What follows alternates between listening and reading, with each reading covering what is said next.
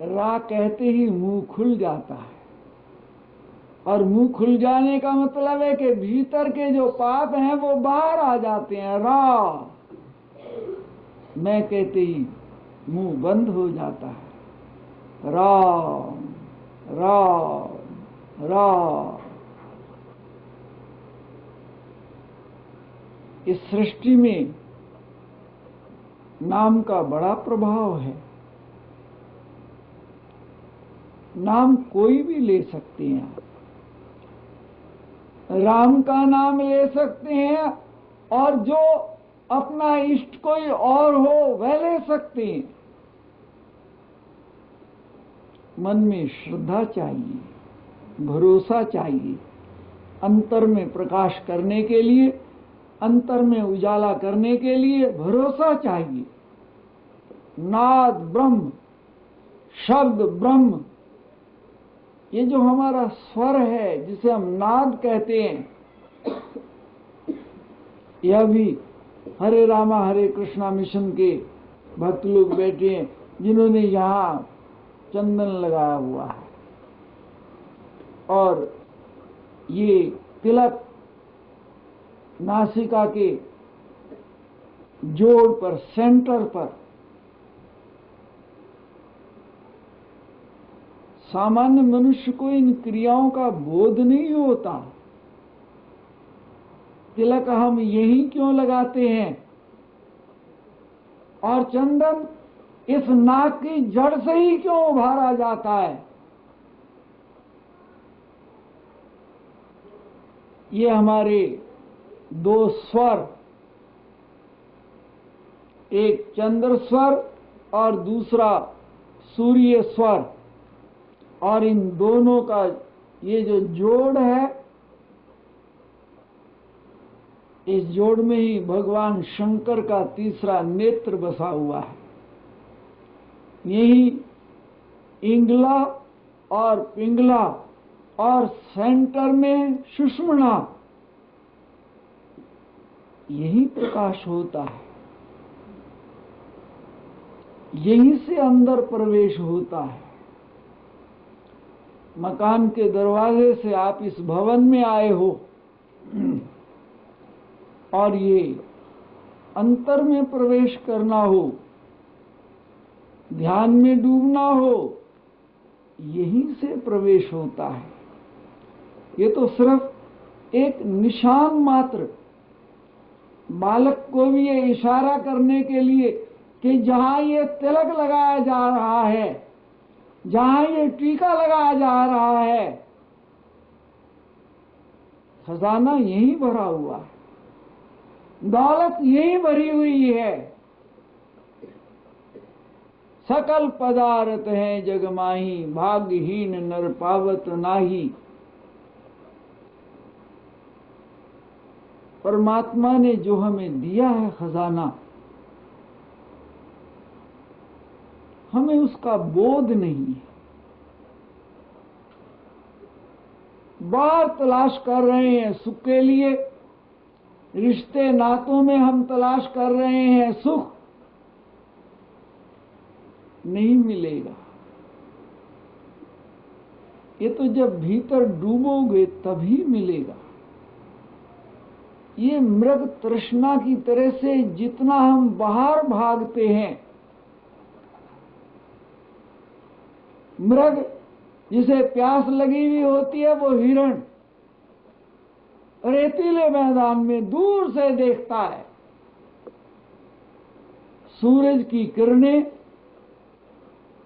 जब रेते पर पड़ती है तो ऐसा लगता है कि जैसे समुद्र ठाठे मार रहा है, झील का पानी ठाठे मार रहा है, और हिरण उसे प्यास बुझाने के लिए दौड़ता है। लेकिन जब पास में आता है तो जल और दूर नजर आने लगता है, जब और पास में जाता है तो जल और दूर नजर आने लगता है। इसे कहते हैं मृग तृष्णा। और भागते भागते भागते भागते उसके पैर थक जाते, गिर पड़ता है, मर जाता है। और एक हिरण होता है जिसकी नाभि में कस्तूरी होती है। कहते हैं जिसकी नाभि में कस्तूरी, जब नेफा पक जाता है और उसमें से सुगंध,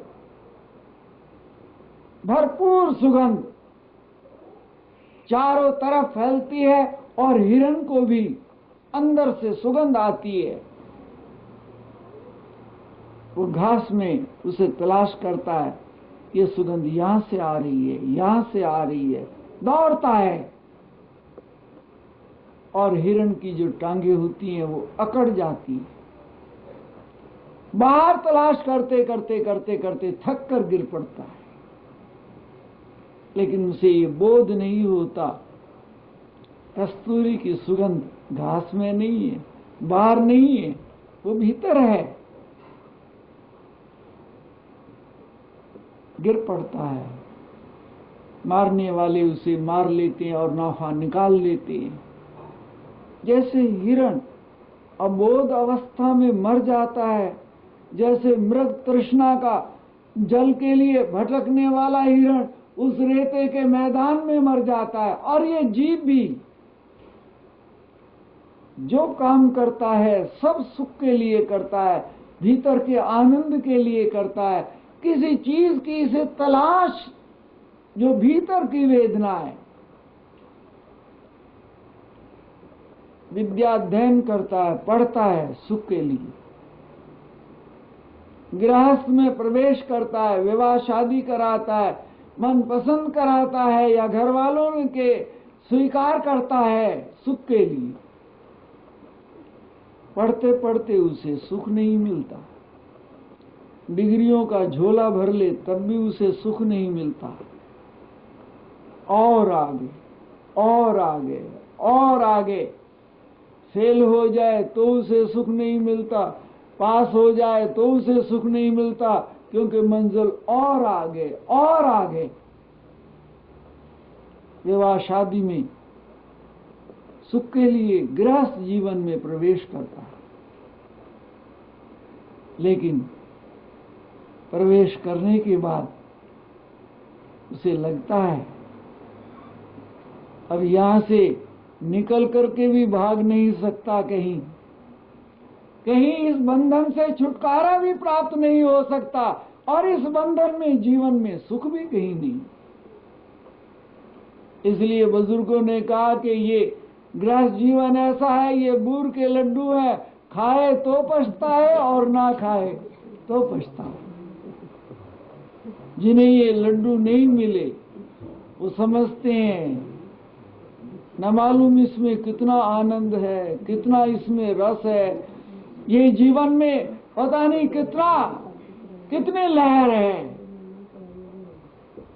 जिन्हें मिल जाता है उन्हें मालूम है इसको क्या कहते हैं, गृहस्थ। गृहस्थ का मतलब करते हैं, कहते जैसे गिरसा हुआ, जैसे सूरज को केतु ग्रस लेता है, चंद्रमा को राहु ग्रस लेता है, और उसकी रोशनी, उसका प्रकाश धुंधला पड़ जाता है। ग्रसना अर्थात किसी चीज को ढक लेना। गृहस्थ जीवन में प्रवेश करता है और प्रवेश करने के बाद इसकी हालत वो हो जाती है, न पीछे लौट करके जा सकता है, न आगे के लिए इसे कोई रास्ता मिलता है। सुख की तलाश में आगे जाता है। इसे छोड़ करके जंगल में चले जाते हैं। जंगल में भी एकांत, शांत, जहां कोई लड़ाई झगड़ा, ये ऐसे ही स्थान की तलाश करता फिर रहा कि जहां शांति मिल जाए, जहां शांति मिल जाए। जंगल में पहुंच जाता है शांति मिलने के लिए। थोड़ी सी देर चेंज होता है, बहुत शोर शराबे से जब आदमी शांति में जाता है थोड़ी सी देर मिलता है, लेकिन वही शांति फिर थोड़ी देर के बाद उसे उतनी बेचैनी करने लगती है, उतनी। और देखिए महात्मा बुद्ध को देखिए, घर छोड़ करके भागे, पत्नी और बेटे का और राज्य का त्याग और माता पिता का त्याग करके जंगल में भागे, एकांत में चले गए। लेकिन जब उन्हें ज्ञान हुआ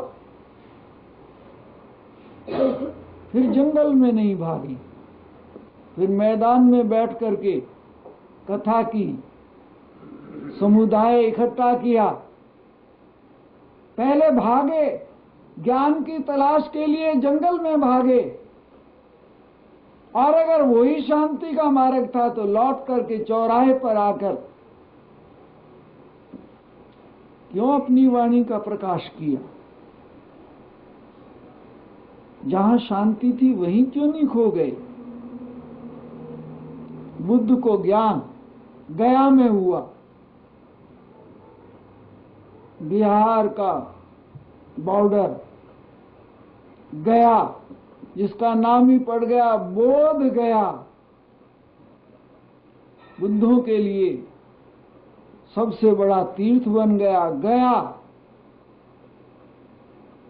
हिंदुओं का बहुत पुराना तीर्थ रहा है। कहते मरने के बाद बेटे को श्राद्ध करने पड़ते हैं, हर साल श्राद्ध करने पड़ते हैं। कभी मौका होता है श्राद्ध करने का और कभी नहीं होता। कहते हैं गया में चले जाओ और वहां जाकर के एक बार श्राद्ध कराओ और पिंड भराओ, तो फिर कभी श्राद्ध करने की जरूरत नहीं रहती। इसलिए हिंदुओं का पुराना तीर्थ गया। और इधर महात्मा बुद्ध को गया के अंदर ज्ञान हासिल हुआ, लेकिन कहां आ गए? बनारस आ गए। लेक्चर आकर के महात्मा बुद्ध ने बनारस में दिया। जंगल में भटके शांति के लिए वहां नहीं ठहरे, ज्ञान हुआ गया में वहां नहीं ठहरे, और आए बनारस में। पहला प्रवचन बनारस में आकर दिया। क्यों? जंगल में जो भागे थे वो एक उनका ख्याल था, आम आदमियों की तरह से। जैसे ख्याल होता है कि बहुत पड़ जाने के बाद शांति मिलेगी, मन के मुताबिक विवाह हो जाए तो शांति मिलेगी, जैसे आम लोगों का ख्याल था, ऐसे बुद्ध का भी ख्याल था कि जंगल में चले जाओ, एकांत में चले जाओ। और जरा हिसाब किताब तो देखो, जिनकी शादी मन के मुताबिक हुई है जरा उनकी लिस्ट बनाओ, और उनकी लिस्ट बना करके जरा इतिहास के झरोखे को देखो। सीता से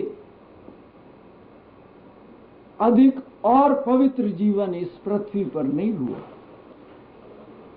कहावत भी है, सती न सीता सार की, रति न राम समान।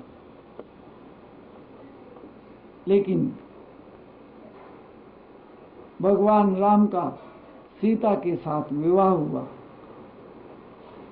और विवाह होने के थोड़ा ही समय हुआ,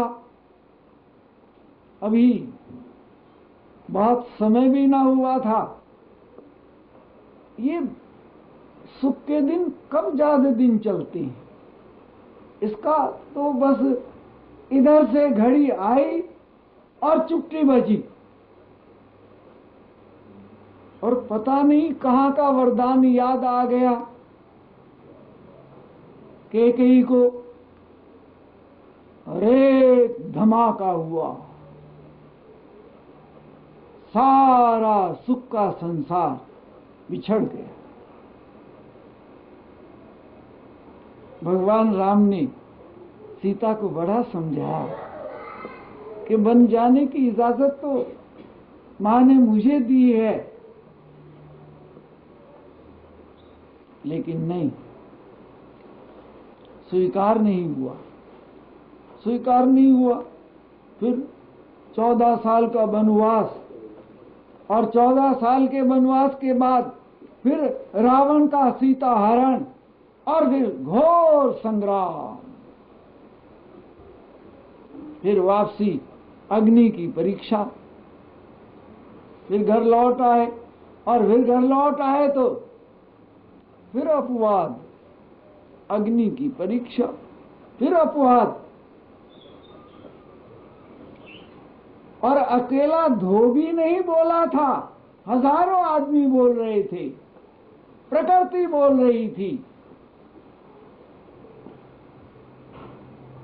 और राम तंग आ गए थे, सुन सुन करके तंग आ गए थे। जग को रखूं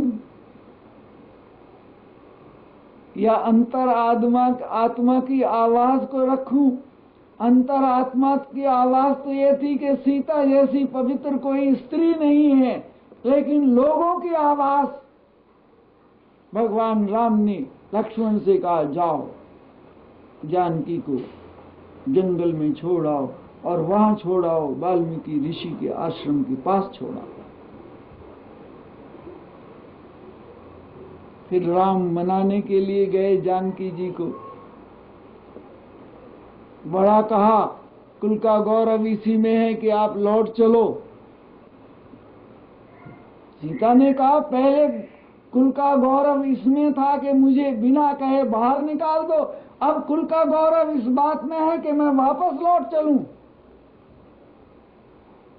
जरा सोचो तो सही, भगवान राम के गृहस्थ जीवन की एक कच्ची कहानी तो सुनो।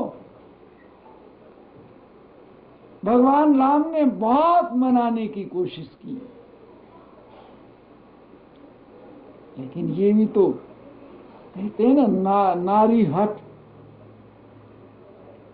भगवान राम मना करके हार गए। सीता ने कहा, जहां से मुझे अपमानित होकर के निकलना पड़ा, उस अयोध्या में, उस रंग महल में मैं वापस लौट कर नहीं जाऊंगी। साधारण आदमी क्या जिद करता है, तो जिद तो देखो, बड़े आदमियों की जिद देखो। भगवान राम मना रहे हैं और जानकी जी जाने के लिए तैयार नहीं है। भगवान राम ने कहा, फिर यहां रह करके रघुकुल को अपमानित होना पड़ेगा। सीता ने कहा, मैं यहां नहीं रहूंगी। यहां नहीं रहोगी तो कहां जाओगी? कहते, अभी बतला देती हूं कहां जाओगी। और इतिहास कहता है कि जमीन फटी और जानकी जी भूमि में समा गई। जरा देखिए, गृहस्थ जीवन का एक हिसाब देखिए। संसार का पूरा इतिहास छान मारिए, जहां आदमी बाहर की दुनिया में सुख मानता, नहीं मिलेगा। द्रौपदी को देखिए, द्रौपदी का इतिहास को देखिए, नहीं सुख मिला। ये नहीं कि आदमी ये काम करना छोड़ देगा, पढ़ना छोड़ देगा, विवाह छोड़ देगा, कमाना छोड़ देगा। क्रिया मनुष्य के हाथ में नहीं है, छोड़ नहीं सकता। छोड़ना तो बहुत कुछ चाहता है, हर आदमी बहुत कुछ छोड़ना चाहता है। अगर उसके हाथ में हो छोड़ना, 1 मिनट में छोड़ दे। दुखी होकर के हजारों आदमी घर से भागना चाहते हैं, लेकिन छोड़ नहीं सकते। बुरी आदत कोई पड़ जाए, दुखी होकर उसे छोड़ना चाहते हैं, लेकिन नहीं छूटती। जिंदगी बड़ी विचित्र है। इसे समझने के लिए जिन खोजा तिन पाइयां, गहरे पानी पैंठ। मैं बपुरा डूबन रहे, रहा किनारे बैठ। जिन खोजा, खोजो, ध्यान रहे, जब बाहर खोजोगे शांति नहीं मिलेगी। जब भीतर खोजोगे। काय रे बन खोजन जाई, सर्व निवासी सदा अलेपा, तोए संग समाई। बाहर कहां खोजने जा रहा, बाहर कहां तलाश कर रहा।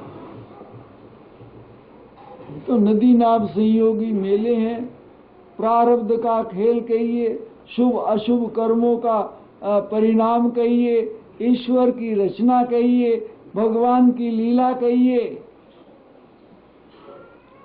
ये शब्दों का हेर फेर है।